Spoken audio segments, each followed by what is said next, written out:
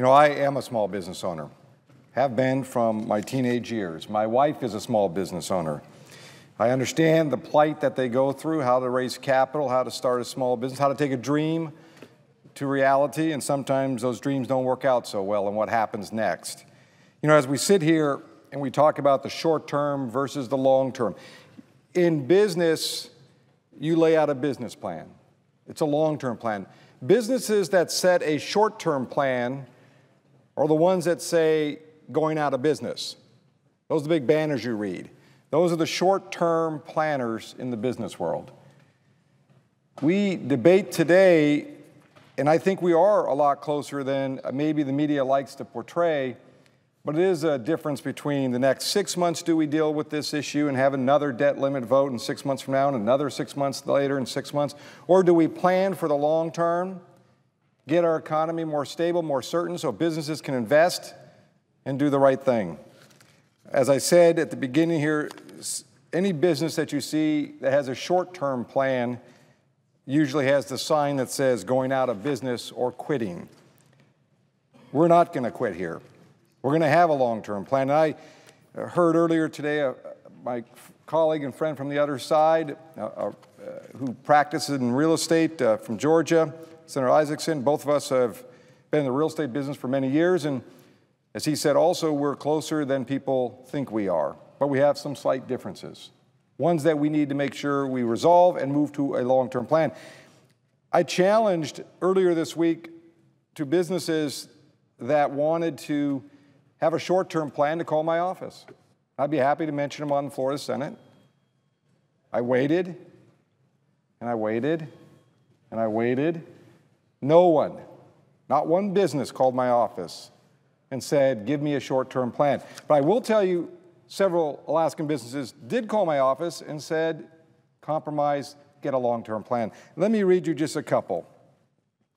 Jo Marie Thomas of Anchorage owns Crucible Designs, a web design firm, and she writes, I'm very concerned about the posturing surrounding the debt ceiling negotiation. As a small business owner, I'm already seeing the effects of this uncertainty. My clients are also small business owners, and so am I, right in the line of fire on this one. I've heard from more than a few clients that if the U.S. defaults on the debt, the resulting interest rates will put them out of business. With this fear increasing, the closer we get to August 2nd, it's really hurting my bottom line. Another one, Rita Fleckstein from Anchorage, owns Rita's Family Daycare, a small daycare center for children. Her husband is a retired Air Force. It is my sincere hope that you will try to influence your other Alaskan partners to take a balanced approach to solve the current budget crisis. I'm a small business owner and a loyal Alaskan voter, and I'm tired of all this posturing among the House members. She's referring to the debate that occurred last night. A man from Anchorage. I'm a longtime Alaskan, father of two, Iraq war veteran, small business owner, and my small business provides engineers and managers to the oil and gas industry in Alaska. I'm a registered independent, but I am conservative in regards to the budgetary issues. As a small business owner, I would never jeopardize the well-being of my family, my employees, and my clients in regards to the business agreement or transaction.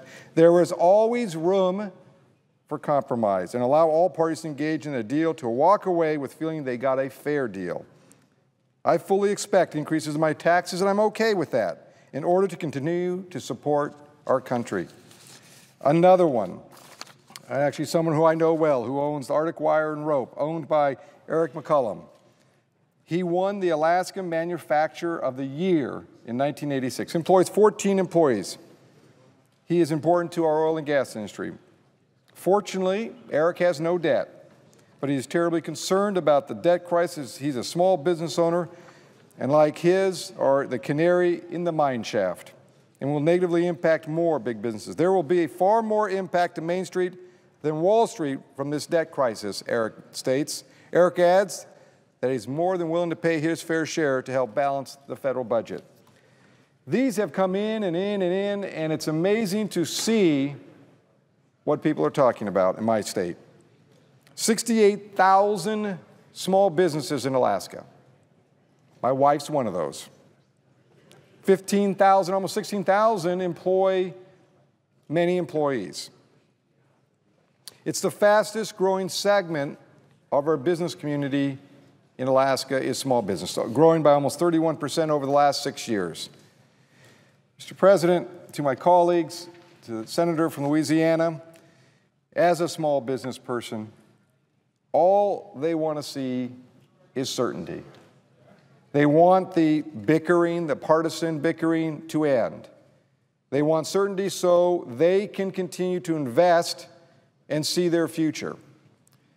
So there are just some simple differences that I think the folks from both sides can sit down and work through. One is clearly, how long should this debt limit increase go for? As I said earlier, you do a short term, that's the business that's saying, I quit, I'm out of business. You do long term, it gives certainty and opportunity to plan and build for the future. Should we have a vote up or down separate from the debt limit issue on a balanced budget amendment? It's a great debate. More than likely, we'll probably have that debate here. I've supported a balanced budget amendment before. But it is time we raise the debt limit to create the long-term certainty we need for our small business community, not only in Alaska, but throughout this country, where they are the backbone that will drive this economy in the right direction. Mr. President, it's just an honor again to be down here with the chairwoman of the Small Business Committee. She has worked tirelessly, bill after bill. We were unsuccessful this year on a couple that were critical to small business because we couldn't get past the logjam here. Maybe this will break the pathway if we can get past this debt limit in a bipartisan way, that we can then bring many more of those small business bills back to the floor, because what I hear most often from Alaskans, besides the frustration of what's going on here, is they want us to focus on building this economy, to get regulation out of the way, to help invest in the needed things, to ensure that businesses can create the jobs that we desperately need, not only for the people who are unemployed today, but the future generations. That's what we need.